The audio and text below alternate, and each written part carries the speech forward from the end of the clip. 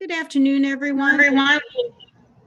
We literally just got off another Zoom call, so everybody will be joining now. So Okay, great. We will be getting started in just a moment. We still have a bunch of folks coming in from the wait room.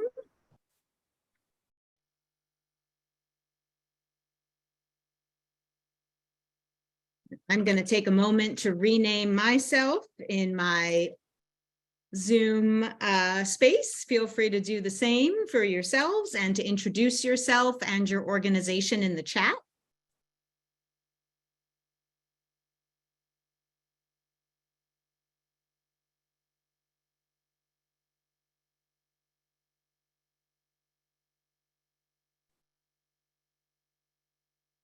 We'll give it just one more minute and then we will get started.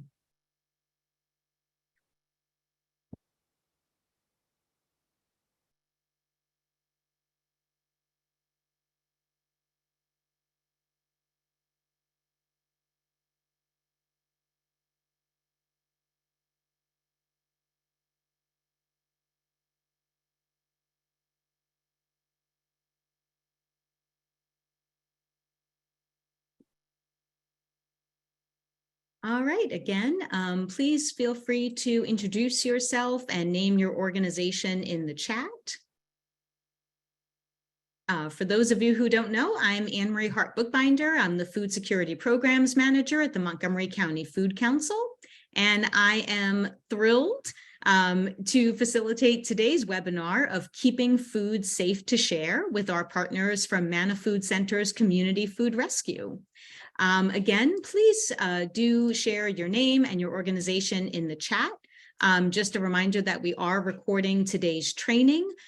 So, you can stay focused and keep your eyes on the presentation and don't need to worry about taking notes. We will also be sharing the slides and any resources that are mentioned in the training afterwards. And so I'm just going to take a second. Anna Rose, if you could just advance the slide one. I do just want to share a little bit about the Food Council in case there are some folks on the call who aren't familiar with our work. Oops, sorry. That's okay. There we go. There we go. So the Montgomery County Food Council serves as the primary connection point for businesses, nonprofits, government agencies, and residents around food systems in our county. We bring together over 2,000 local and regional partners in community-wide education, advocacy, and capacity building initiatives. And if you are a food assistance provider or otherwise in the food security community space, and you are not already connected with us, I hope you do join us on one of our future food security community calls, which take place on the second Monday of the month from 1 to 2:30, and that you get yourself enrolled in our food security community and food assistance provider listservs. And you can do that by reaching out to me at annemarie@mocofoodcouncil.org or by visiting our website. I'm going to turn things over now to Anna Rose. Thanks, Anne Marie, and to the Food Council for hosting today's webinar. My name is Anna Rose Kennedy, and I'm the Community Food Rescue Coordinator at Manna Food Center in Montgomery County, Maryland. I'm joined by my colleague, Cheryl Collin, the Community Food Rescue Program Director. And today we are delighted to present Keeping Food Safe to Share. So this webinar is intended for food assistance providers who receive and redistribute groceries, repack bulk foods for distribution, cook on-site and distribute meals, receive prepared food from outside sources that are consumed on-site, pass along foods to other organizations, and many other things in that category. This webinar does not replace the 1 to 2 day food safety courses required for licensing food service providers, and you can learn more about that at www.servesafe.com, and we'll be mentioning it a little bit more later on in today's presentation. This year, Manna Food Center is marking 40 years of pursuing its mission to eliminate hunger in Montgomery County through food distribution, education, and advocacy. The easiest way to describe MANA is to say we are the county designated food bank for Montgomery County, Maryland, a suburb of DC. Montgomery County has nearly 1.1 million residents, with an estimated 11% experiencing food insecurity. We always like that we're called a center because of the way we try to do our work through partnerships and that we have an array of food access initiatives. To give you a quick look at our size and scope, here's MANA by the numbers. Last year, we worked with nearly 38,000 residents and distributed over 3.8 million pounds of food. We worked with 32 farms and held 123 cooking classes. We helped 372 households apply for SNAP benefits and distributed nearly 86,000 weekend bags through our local public school system. Most relevant for this presentation, we administer a coordinated food recovery system for Montgomery County.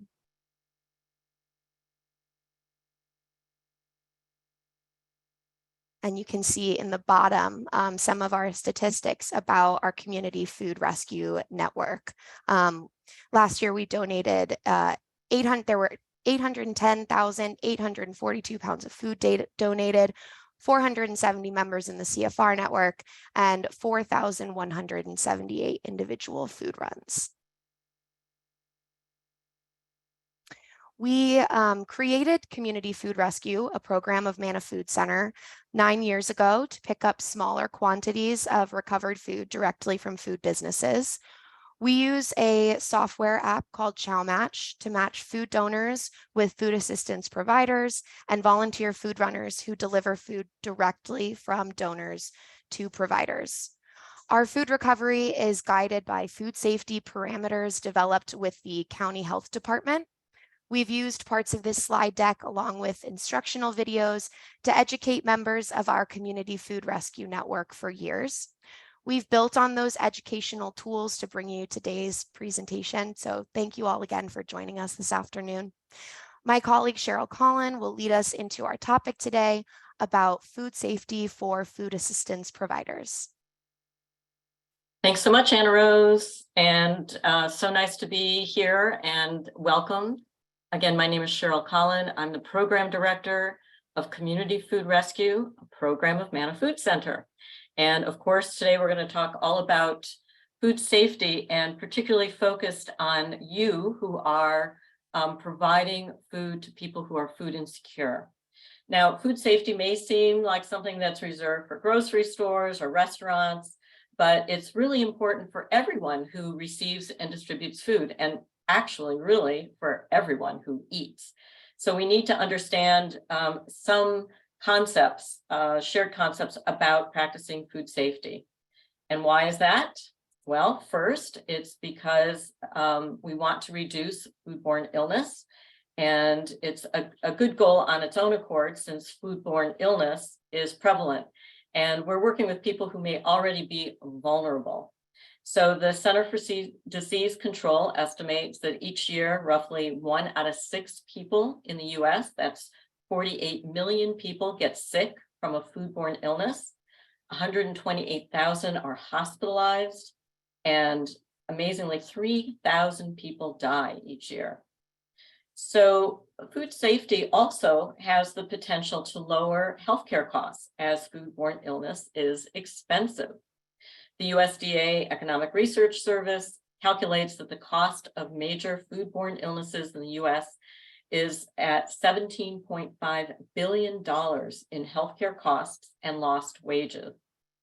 And ReFed estimates that consumer awareness campaigns have the potential to divert 1.38 million tons of wasted food.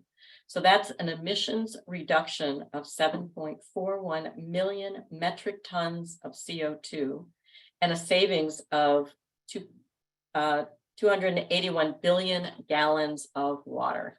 So you can see food safety is not only helps to protect people, but it also saves people money and also helps to protect our environment.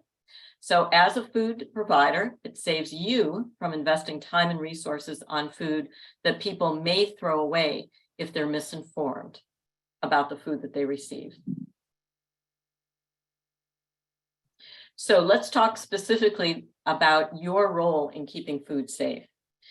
We likely have a wide range of food assistance providers today, and of course, your specific operations will vary.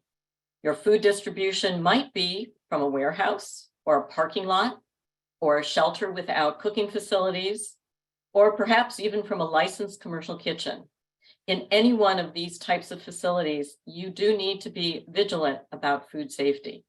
So today, we're going to cover the basics of sourcing food, receiving food, repacking food, storing food under proper temperature, and distributing food. We're going to start with food sourcing. And you may be sourcing food from one or more of these following venues, either purchasing wholesale food, retail, or at a discounted rate.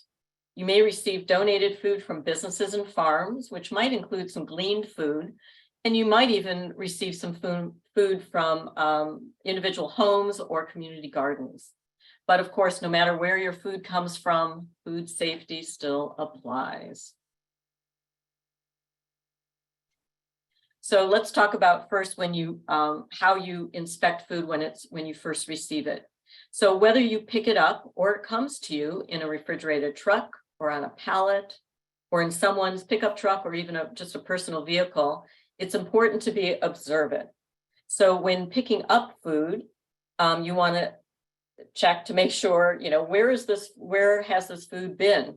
Is it next to garbage or is it on the ground? Would you actually use the bagels in the top right photo? And that was actually a food donation that someone left out on their back doorstep and critters got to it. And we were appalled and of course talked to the donor about how not to do this and proper ways of preparing food for donation. When receiving food, you'll of course want to inspect the delivery vehicle for general cleanliness and signs of pests or correct temperature if the vehicle is refrigerated.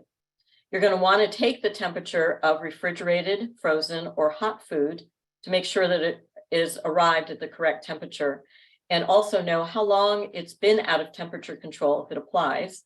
For instance, if you've received hot food from a restaurant. So after you've unloaded the food, you take it into your warehouse, you need to start taking a closer look. You want to examine the food while sorting and before shelving to look for any of the following signs that it could be unsafe. Of course, you want to return purchased food or discard any donated or recovered items that might be slimy or foul smelling, cans that are swollen, leaking, stained, rusty, extremely dented on the seals or lids, crimped, cracked, or foul smelling as well. So how dented is too dented? That's of course can be subjective, but we use a rule of thumb that if a can cannot stand up on its own, it's too dented. Also, if a dent is on the top or the bottom seal of a can, and especially if it's causing the lid or the bottom of the can to be deformed, it's too dented. You'll also want to discard items with containers that have lids that are loose or missing and safety seals that are broken or missing. For instance, say like on an oatmeal canister. You're going to want to discard boxed food that have inside bags that are torn or leaking, or of course contain mold or foreign objects. And you want to discard any boxed food items that are stained, wet, or have insects, webs, or droppings. All pretty gross, we know. When you're sorting produce, take a look at the top left slide. That's a spot on an apple, which is fine. But take a look at the apple on the right. It's got a hole in it, which probably means there's likely some mold in there. So you're going to want to throw that apple out. You're also going to want to know your products well enough so that if you receive heirloom tomatoes, like this slide on the left, these have characteristic cracks on the tomato, which are perfectly fine. However, the tomato on the right is the skin is broken and cracked, which could lead to mold. So you're going to want to toss those. And most importantly, what we do in our homes should not be a guide for what we do here and sharing food through your organization. We really need to be especially vigilant to protect clients who may have health issues and could be more at risk. So we recommend that you have a set of internal policies and guidelines to share with your staff and your volunteers. And MANA does have a document that we're very happy to share. Anne Marie is going to share that document with you about these guidelines, and you're welcome to use that and share that with, again, your staff and your volunteers. Let's talk a little bit about frozen food, and in particular, frozen meat. So of course, you can't smell frozen foods, and you really can't see what's inside the package very well, but you can see here on the top left image that the package is broken and needs to be thrown away. Also, if there's some discoloration, well, it's okay to some degree, and that's really due to exposure to oxygen. But if this meat is black, we would not give it out. And then you can also see the package on the top right. If a package is puffy like this one is, that's because the manufacturer has injected gas into the packages to keep it fresh. This is called modified atmospheric packaging. So puffy packages do not mean that food is bad. All right, thanks, Cheryl. So we're going to go into some product labeling information. If you purchase food, it should not be past date unless you knowingly purchased it that way. For donated and rescued food, we can save a lot of food from being wasted if we understand that in almost every case, the package date is not an expiration date and is not federally regulated. It is a measure of quality, not safety. We'll talk a little bit later about ways to effectively share this information with consumers. Federal legislation has been proposed over the years to designate a separate quality date and a safety date to reduce confusion, but as of right now, nothing has passed to our knowledge. Washington and Massachusetts have laws on the books to simplify date labeling, but nationwide, currently there are more than 10 different date labels on packages, such as sell by, use by, expires on, best before, better if used by, or best by. This can result in confused consumers discarding a safe or usable product after the date on the package. There's a great short film on the topic put together in 2016 by the folks at Harvard Food Law and Policy Clinic called Expired. They also keep that page up to date regarding pertinent legislation. But the bottom line about dates on food packages is that as long as a food is stored properly, it is typically safe to consume days, weeks, even potentially years past the date on the package. We'll get to how long in a second, but first let's dig a little deeper into proper food storage. So whether you use a walk-in cooler or a reach-in refrigerator, there's a few things that are important to keep in mind. You should be keeping all food at or below 40 degrees Fahrenheit, and this includes cut produce. You should have a thermometer inside your refrigerator if it doesn't have a digital readout. You should also leave space for air to circulate in the refrigerator and store ready-to-eat foods such as sandwiches, fruit cups, etc. above raw meat, poultry, and seafood to avoid contamination if there are drips. So let's talk about proper time and temperature control. The danger zone is between 41 and 135 degrees. The USDA uses 40 and 140 for their parameters, which may be a little easier to remember. The numbers on the thermometer here are the numbers from the state of Maryland and at least one other state's guidelines. The foods that need to be kept out of the danger zone are called TCS foods because they need proper time and temperature control to be safe. The temperature that we just talked about. The time is essentially how long a food can sit in that danger zone before bacteria becomes unsafe. As a general rule, TCS foods shouldn't be left in the danger zone for more than 4 hours. Let's quickly review which foods need time and temperature control and which do not.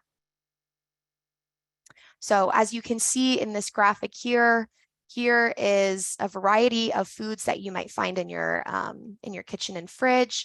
And some examples of foods that need time and temperature control for safety are meat and poultry, milk and dairy, fish and shellfish, eggs, tofu and soy, cooked potatoes, sprouts, cut leafy greens, cut tomatoes and melons, cooked rice, beans and grains, and garlic and oil mixtures. And so let's talk a little bit more about freezer and food safety. You would like to store all frozen food at or below 0 degrees Fahrenheit. It should be stored off the floor at least 6 inches. There should be labels for the foods and the date as well. Frozen meats may be kept up to 4 months prior to thawing and cooking. This is such a great tool to reduce food waste. Freezing stops bacteria from growing until we thaw the food, which we'll talk about in a second. And remember the mnemonic device for all food storage, FIFO, first in, first out. Store newer products behind older ones so that you can use the older items first. And we've been asked a lot, can you refreeze foods? If you properly thaw, you can refreeze foods, but taking food out of the freezer to thaw and putting it back in multiple times can decrease the quality of the food due to moisture loss. And to prevent freezer burn or other desirable texture changes by freezing quickly, don't stuff things in the freezer and thawing slowly, which again, we'll talk about in a second. And you can also consider storing whole grains, nuts, and seeds in the freezer or fridge to keep fats from going rancid. So here are 3 ways to thaw foods safely. Now, in the past, you may have seen someone defrost food on the counter, but that's not necessarily a safe practice. Again, like Cheryl said earlier, the things that we do in our own individual households are not necessarily what we would advise organizations who are serving a large population of people to follow. So there are 3 ways that we advise in thawing food safely. The first is in the refrigerator, which takes some advanced planning. Large cuts of meat, like a whole turkey, could take several days. You can also put a sealed package of food in a sink or a bowl of water and change that water every 30 minutes. And as a last-minute method, you can set your microwave to defrost and turn your food over during the defrosting process. But your food may start cooking and you will need to fully cook your food immediately after defrosting using this method. So here are some ways that you can thaw food depending on what kind of capacity you have at your organization, and also depending on what time you have on your hands before you need to serve that food. I will just jump in, Anna Rose, to say you also have to cook your food immediately if you are thawing it in cold water. So the only way that you can refreeze is if you have defrosted in the refrigerator. Great. Thank you for jumping in and sharing that, Anne-Marie. Now let's talk a little bit more about fresh produce. It may or may not be stored under refrigeration. It depends on what the product is. You should store most fruits and vegetables in the refrigerator except bananas and tomatoes. Onions, garlic, potatoes, and winter squash are best stored in cool, dark places outside of the refrigerator. Also be aware that some fruits and vegetables might influence the ripening of other fruits and vegetables. Examples are apples that give off ethylene gas that hastens ripening. And you want to make sure to keep those foods separate from one another. As you can see on the screen here, Hungry Harvest has a great free online guide for storing specific kinds of produce. The link is at the bottom of the screen, and we'll be sure to share that in the chat as well. And now we are going to switch over to talking about some more prepared food safety guidelines. Thanks, Anna Rose. So here I was collecting sandwiches and salads at a 7-Eleven. And we wanted to talk a little bit about prepared food and safety guidelines for that. So typically, food is safe to eat up to 5 days past the package date. But of course, you need to use your senses and discard any packages that might be swollen, or if the product looks off color, slimy, moldy, or has a strong odor. And then when storing canned, boxed, and dried foods, you want to store all these foods off the floor and 18 inches away from walls. I just wanted to point out that there are two different examples of shelving here. Some shelving may be easier to clean than others. So if you're thinking about expanding your storage space or building some shelving, keep that in mind in terms of how easy or difficult it might be to clean. You want to make sure that your items are placed in a dry area, of course, between 50 and 70 degrees Fahrenheit. And if you're receiving bread, and you're not distributing it by the next day, you want to wrap it tightly, store in the freezer, and that can be held for up to 3 months. So now that we've talked about how to store foods, let's discuss how long you can store them. And remember, as Anna Rose had talked about, most foods remain very edible even well after the date on the package. The question is, how long after? So we want to give you a quick sampling, and you may find that there are different ranges of dates depending on the source, when you've gotten it or how you've gotten this food. But a general rule of thumb is that, remember, the date isn't the whole truth. You're going to also try and use your senses of smell and visual as well. And you don't busily have to write down these examples of shelf life, because we will be sharing a document with you that has all this information. But I just want to give you just a really quick sampling of some foods that might be surprising to you in terms of their shelf life. So for instance, fresh uncooked meats can last 2 to 5 days. Prepared foods like tuna salad or pasta salad, 3 to 5 days. Milk, 5 to 7 days. And these are past the date on the label. Yogurt, 7 to 10 days. Eggs, 3 to 5 weeks. Frozen dinners, 3 to 5 months. And frozen meat, 4 to 8 months from the date that it's been frozen. When thinking about dried goods, baking mixes can last 8 months. Dried beans, nuts, and seeds, a year. Rice, pasta, and cereal, 1 to 2 years. Canned foods that are high in acid, 12 to 18 months. Canned foods like meat and vegetables, 2 to 3 years. And food that's stored in glass or plastic jars, a year. So we've created this brochure that covers the shelf life of common foods, and actually many of the important points that we're making today about food safety. And we want to share this brochure with you. Anne-Marie is going to put the link in the chat. It's on the Community Food Rescue website. We've translated this into 6 different languages, and we really encourage you to use this in PDF form.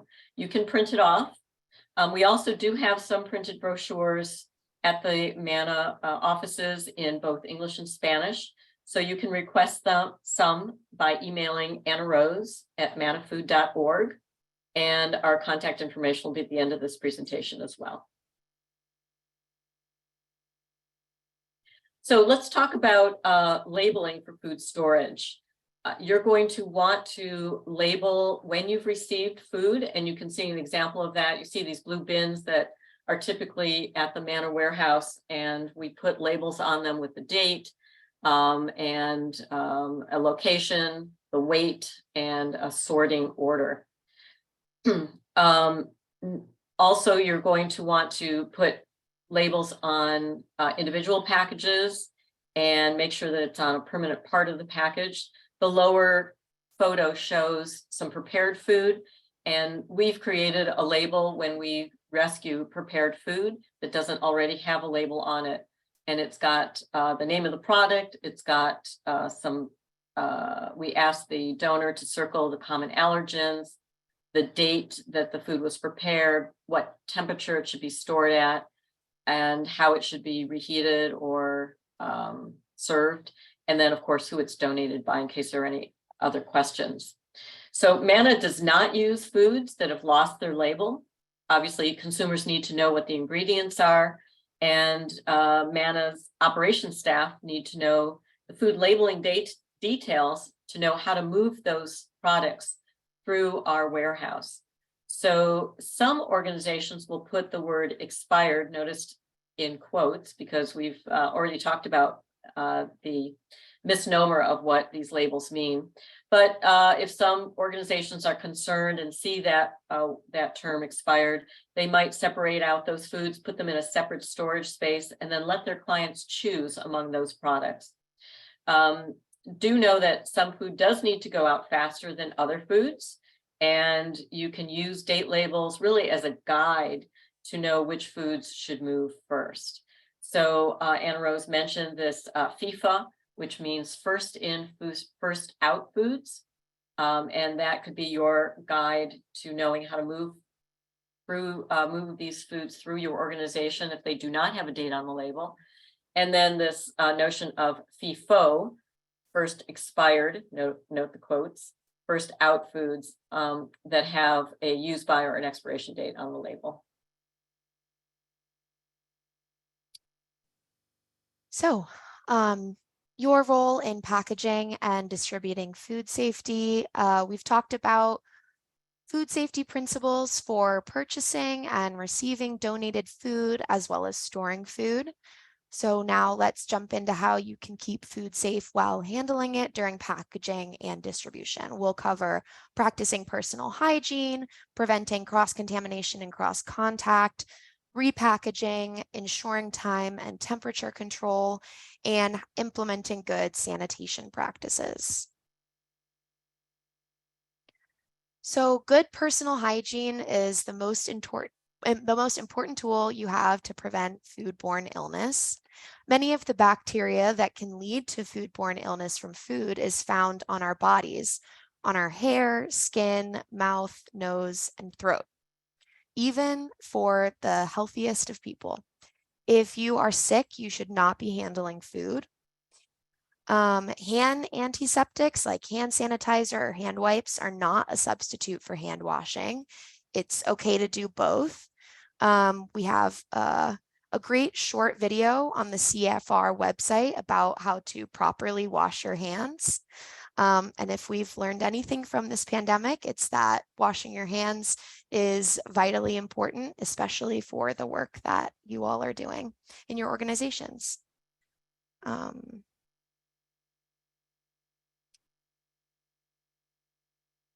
Oops. Got a little mixed up for a sec. Okay.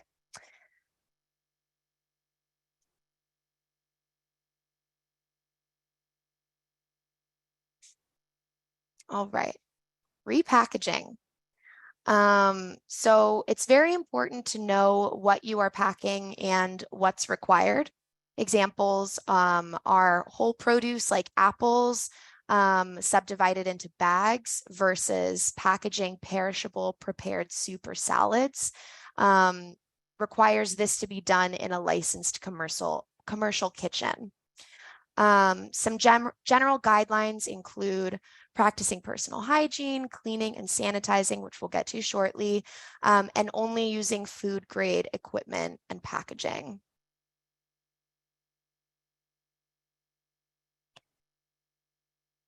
Avoiding cross-contamination is incredibly important. And this is where ready-to-eat foods must be kept separate from raw meat, seafood, and poultry. So as we mentioned earlier, keeping foods like this away from foods where the packaging could drip onto the other foods is incredibly important. And preventing cross-contact of the quote-unquote big 8 food allergens is also incredibly important, especially when serving a community that has a diverse array of personal dietary needs and restrictions. So cross-contamination or cross-contact refers to foods that are allergens coming into contact with other foods. People can be allergic to all kinds of foods, but the most prevalent are these 8: eggs, tree nuts, shellfish, dairy, soy, wheat, peanuts, and fish. And some basic tips for preventing cross-contact are inspecting packaging for leaks, making sure to clean and sanitize surfaces, storing foods apart from others, washing your hands and changing gloves when handling these products, and specifically labeling foods with these allergens. And also, as we said earlier, it's incredibly important to remember proper time and temperature control when pulling bins out of cold storage. They can't have been out of temperature control for too long. Again, we operate in the 4-hour window. Don't pull bins out until everything is ready to package. Be aware of pallets or bins of food that are outside on a hot day. And be aware and take into account the time food is out of temperature control if clients are transporting food on a bus or walking or any other means of transportation. So more on your role in proper sanitation. What do you need to clean? All surfaces need to be cleaned and rinsed, and all surfaces that touch food need to be cleaned and sanitized. And when to clean and sanitize: before and after each use, when changing to a new food or between allergens, before repacking food, and anytime food has become contaminated.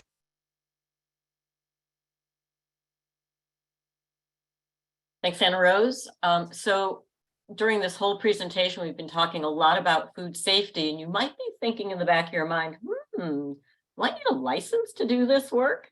So I want to share with you what MANA has. So MANA Food Center has 3 food service licenses. First one is at the warehouse in Gaithersburg. The second one is at the Choice Pantry that's in Silver Spring. And these licenses allow MANA to store and distribute food, but not to process it. The third license that we have at MANA is for Manny, which is the mobile market. And that is actually a licensed commercial kitchen. So it does have a food service license. And it's important also to note that for each of these 3 facilities, that there is a certified food service manager on each site when those sites are in use. So it's important to know kind of how you are receiving, distributing food, if you're preparing food, and so on. And so if you are handling food at all, you would do well to get ServSafe training. That's a training facility. It has online and in-person trainings. You might also want to then go on and get a certified food manager designation for key staff, and you would get that license from the Montgomery County Division of Licensure and Regulatory Services. Best rule of thumb is, if you're not sure what to do, to go onto their website, and you can see the website here. Anna Marie will put it in the chat, and contact them if you have any questions. We think that the ServSafe training is excellent, whether you need it or not. It just goes into a lot more depth of all the information that we're presenting here. So think of what we're presenting in an hour. They'll go over in a lot more detail in either a 1 or 2 day training. And then you can take that certificate once you've passed that course. And if you want to go on and get a certified food service manager's license, you would take your ServSafe certificate and get your license through the Montgomery County Licensure Department. I just want to mention also, Anna Rose mentioned the allergens. The ServSafe Association provides a separate class just in allergens, and it was fantastic. So I really encourage everybody to take that class, because you do not want your clients getting sick from cross contact from any allergens.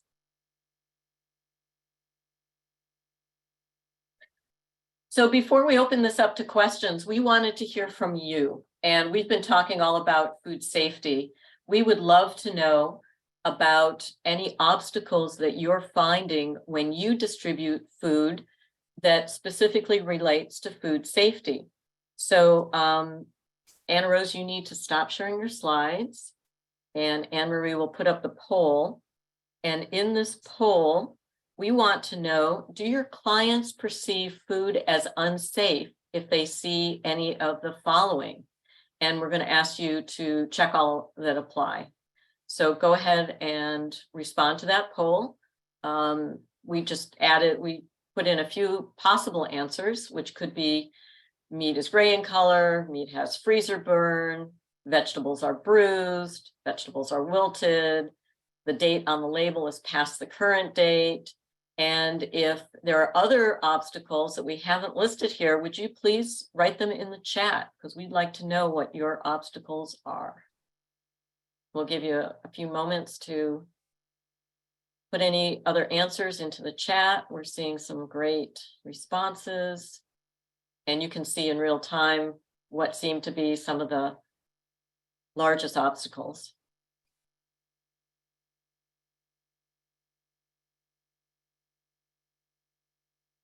So from the poll results, anyway, we're seeing at least 70% of you say that the date on the label is past current, that seems to be an obstacle.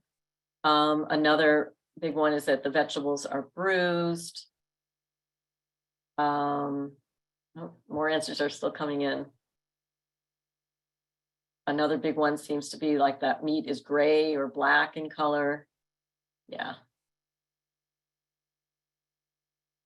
And then let's look at the chat and see what you guys have written.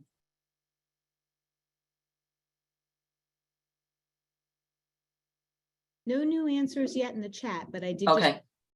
Not seeing it yet. Okay. I did share a link in the chat, though, for those of you that are looking for ServSafe courses. In Maryland, they are usually offered through the Maryland Restaurant Association. So you can find a whole calendar available. They keep track of all of the sessions happening, and you can find them on that website.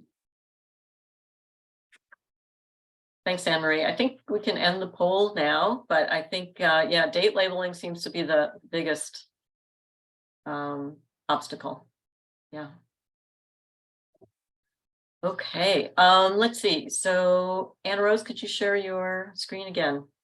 Mm-hmm.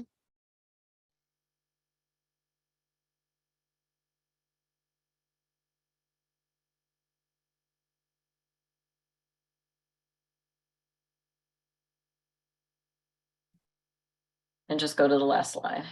Yeah, great. So we hope that you've learned something new today, and certainly some lessons to take home with you. Again, Anne Marie is going to share this PowerPoint, share this recording, share all the guidelines that MANA has provided that you are welcome to use. Use our resources on the Community Food Rescue website. We have videos, brochures, really great information. And if you're not connected with Community Food Rescue and would like to receive rescued food, please go to the website. That's www.communityfoodrescue.org. And you're going to click on the feed link that's at the top of the screen. And you can then follow the directions and read more about us. We wanted to provide our contact information for you, both Anna Rose and myself. Our Facebook link and Twitter handle is @ManaFoodCenter. And we are ready to answer your questions. So, Anne-Marie, how about if you facilitate that, and Rose, I think you can stop sharing now. I did not see anything in the chat, but I will double check that. In the meantime, if anyone would just like to raise their hand, you're welcome to do so.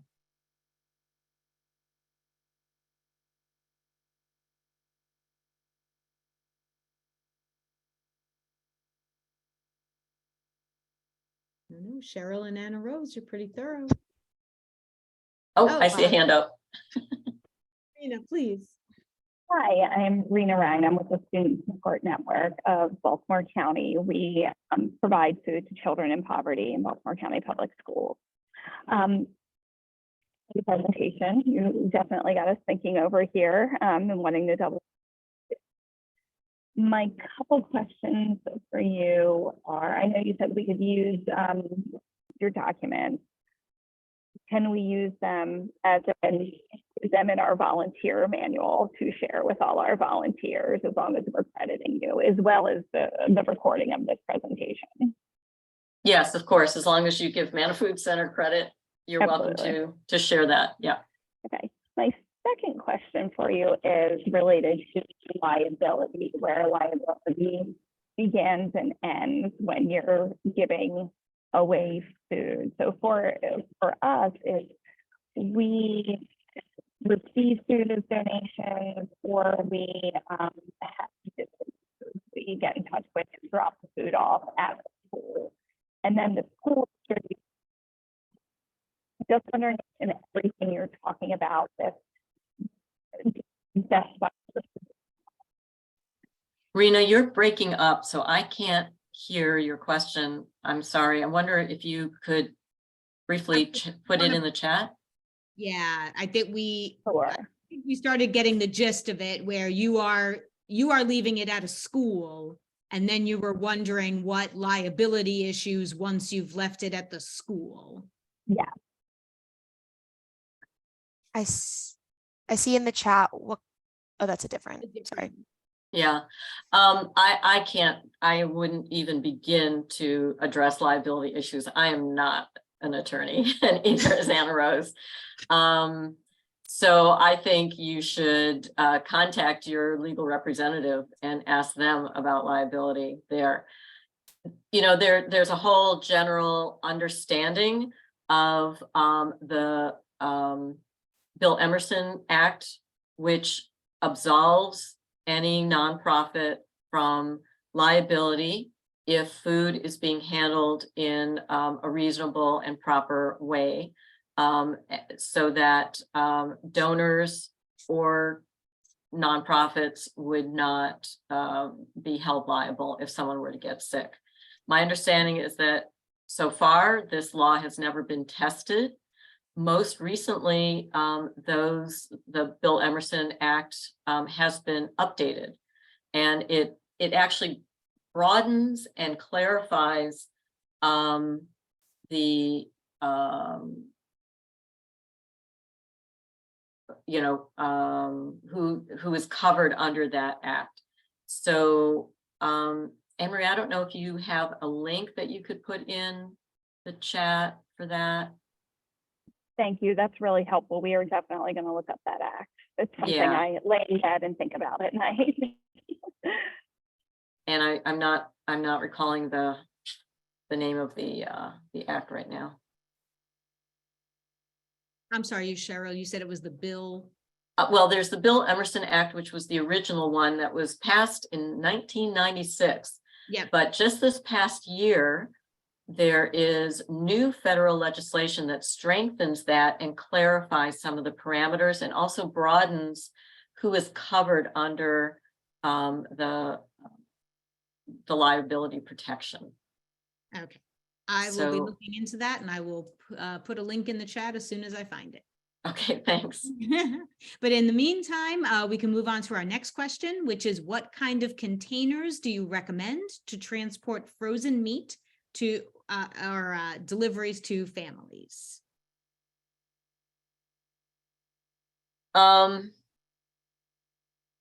Yeah, so at the very earliest days of COVID, Manna switched up our or expanded our operations actually, so that in addition to people going to one of the distribution sites to receive their food, we were very concerned that people who were ill or elderly or infirm and not able to get out, particularly, or shouldn't be going out during the early days of COVID before anybody was vaccinated, that we instituted a delivery directly to people's homes.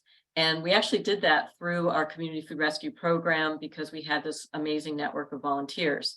So that was one of the biggest concerns of ours, was what happens if we drop a package of frozen food and people aren't home. So what we tried to do was, as best to our ability, the night before food was going to be dropped at their home. And keep in mind, these are people who have to call into Manna to set up an appointment to receive food. So it's not like this is coming out of the blue. So they're requesting food. They set up a specific date of when it's going to be delivered. We had our volunteers actually call them the night before and remind them, and then call them again once the food was dropped, so they knew exactly when it was. We did find that there were instances where people weren't home. We made sure that, that the food, and particularly the meat, was frozen solid. And we also had some inserts into the packages that talked about either refreezing food if it was starting to defrost, or if it was defrosted completely, to cook it immediately and eat it. We didn't have any specific packaging other than the regular Manna packaging in boxes or bags. Oftentimes we get calls from individual residents who take advantage of these pre-prepared meals that come, and they're just stocked full of these gel packs, and they're not really recyclable, but they're reusable. So if you are privy to have those and have the means to clean them between uses and refreeze them, they're certainly reusable, and you could do that. Another thought that we have used through our community food rescue program is, in the heat of the summer, if there's a lot of frozen food and it's being transported longer than an hour or two, you could use thermal blankets, and you can just buy those at any equipment type of supply store that you would get typical kitchen type of supplies. So we have those thermal blankets as well. So you would just put them covering the food, and that helps to keep the food cold while you're transporting it.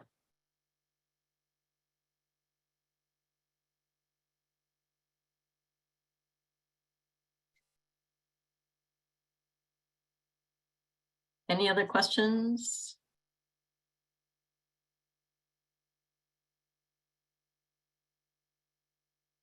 So I appreciate folks sending me help in the chat. What I did find, though, unfortunately, most of the links that were sent me were incorrect, because there was a proposed change in 2021 that then never went anywhere. But there was a new one, which I just put in, which was passed in 2023. So you have the text there. So appreciate the assistance. Just took a little more sleuthing. Thanks so much, Anne-Marie, for finding that link. Yeah. Any other questions? Can put questions in the chat or raise your hand.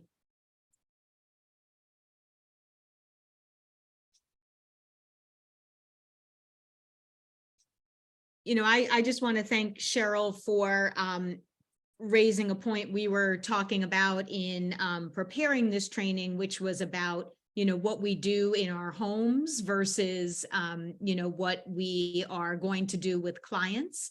And I think, you know, many of us, myself, I'm a registered dietitian, and there are definitely, you know, a few things I do in my home that I would not advocate, you know, that I would not recommend, that are against the rules. There are many things that I have changed the way that I do things, or the way that I was raised.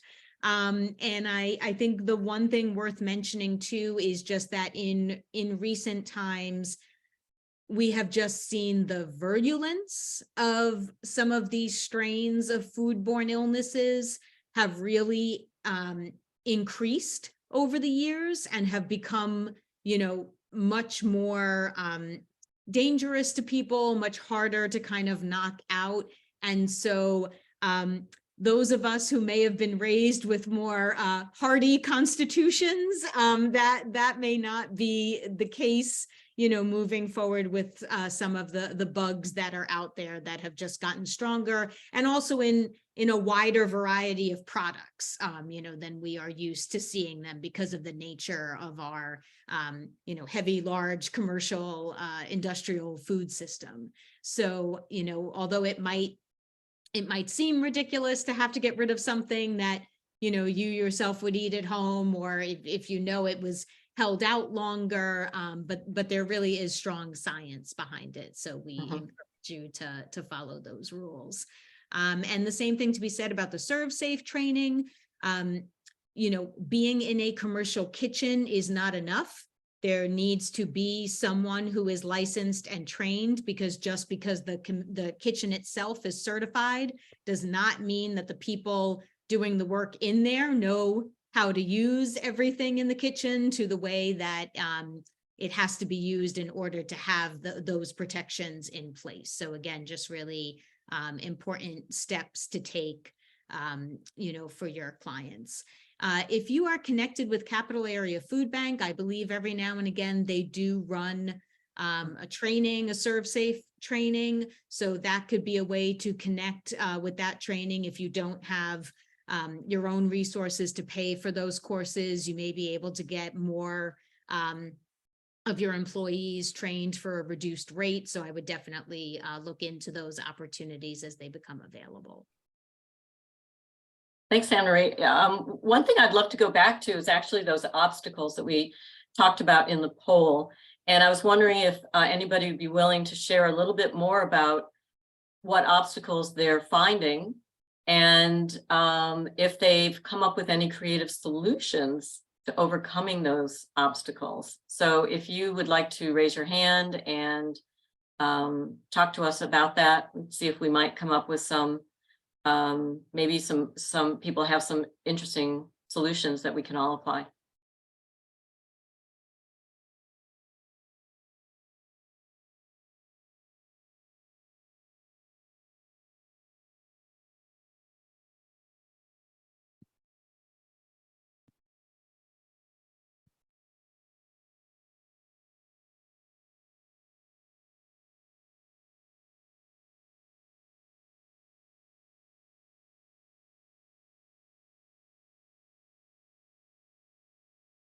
Do we have a shy audience today? I can't believe it.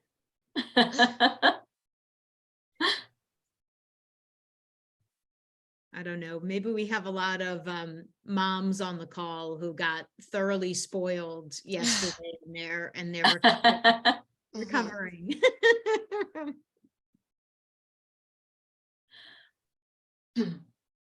Well, one of the things that we are cognizant about, and that's certainly the date labels. And some organizations won't even accept food if it is past the label on the package. And as we've talked about in this webinar today, that's you know, a misnomer, and a lot of food is wasted because people don't understand what those labels mean. So until there is federal legislation, I think it's each of our jobs to really educate the general public and our clients to know what those date labels mean. And that brochure that we showed you that Manna has created that's on the Community Food Rescue website really is a very handy brochure to hand out. As I mentioned, it's in 6 different languages. We would encourage you to print them off in whatever language would work best for your clients and share that knowledge with them. You might also go to the communityfoodrescue.org website. We have several blog posts that talk about food safety and what those date labels mean. And then we know that another great website is, I want to say Too Good to Waste website. Anne-Marie, do you have that handy, that link? Which is also consumer facing. And I'm not sure I have the right term.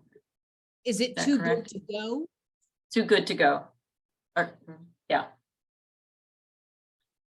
And that's consumer facing, really helpful, not only to know about what date labels mean and shelf life of foods, but also some great tips about planning, whether you're shopping just for your family, whether you have a party, whether you're working with an organization and helping you to not waste food. Too Good to Go. Thank you very much.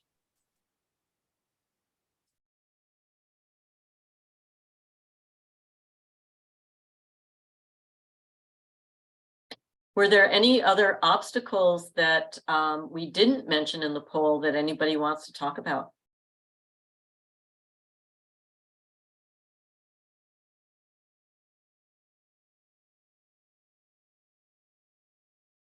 My name is Marlena Oran.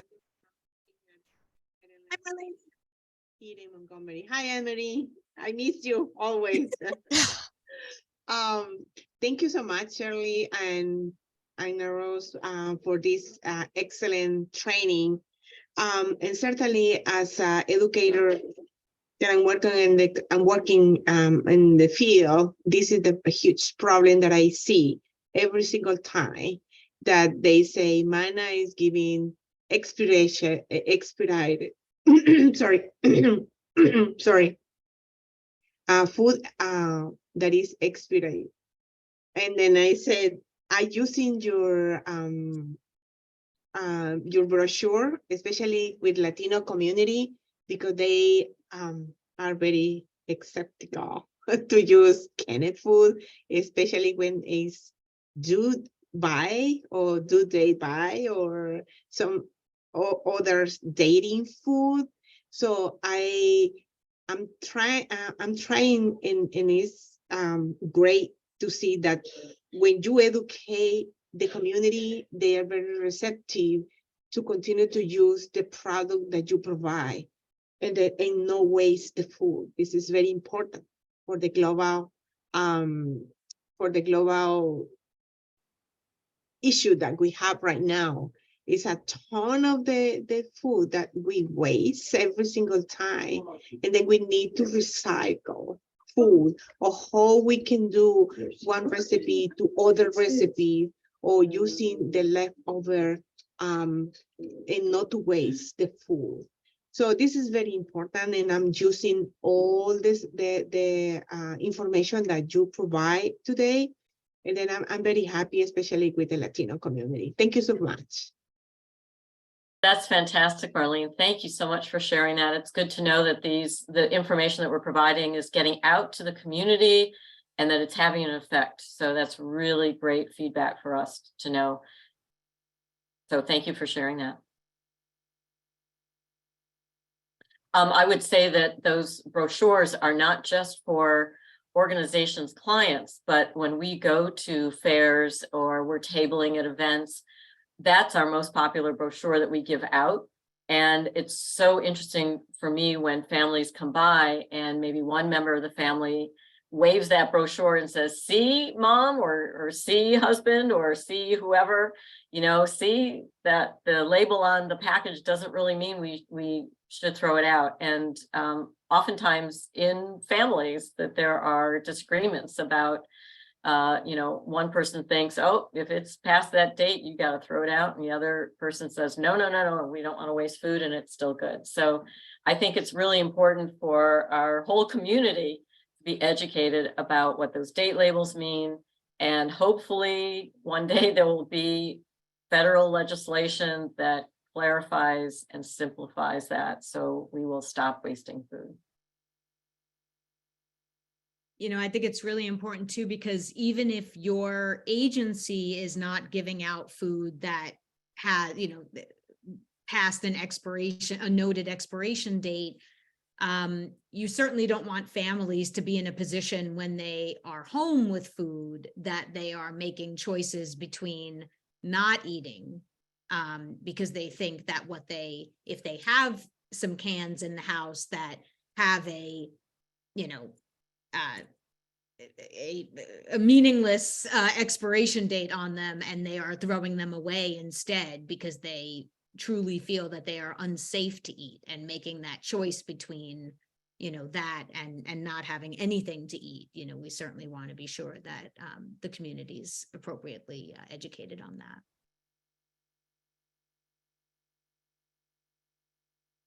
All right, well, if there are no further questions, I do just want to thank our speakers again, Cheryl Collin and Anna Rose Kennedy from Community Food Rescue, Amana Food Center program, for joining us today and providing this wonderful in-depth training. I hope you all learned something new. I think it's always a good refresher, even if this is information that you are familiar with. It always bears repeating and reminding. You know, sometimes we kind of get into habits of doing things, and it's just always good to have that refresher. I will be sending out the link to this recording, copies of the slides, copies of the resources that were shared in the chat, and links to any websites as a follow-up to this for everyone who attended.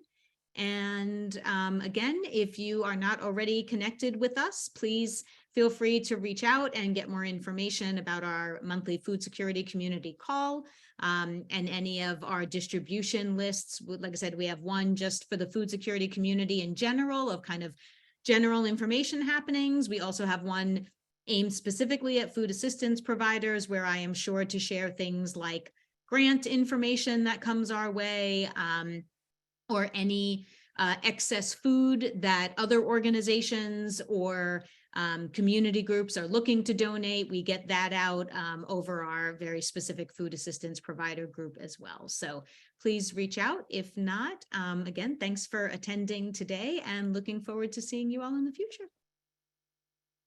Thanks so much, Anne Marie, for facilitating. Yes, agreed. Thanks so much for the food councils. Thank you. Great presentation. you. Thanks, Anne Marie. Good to see you, Marlene.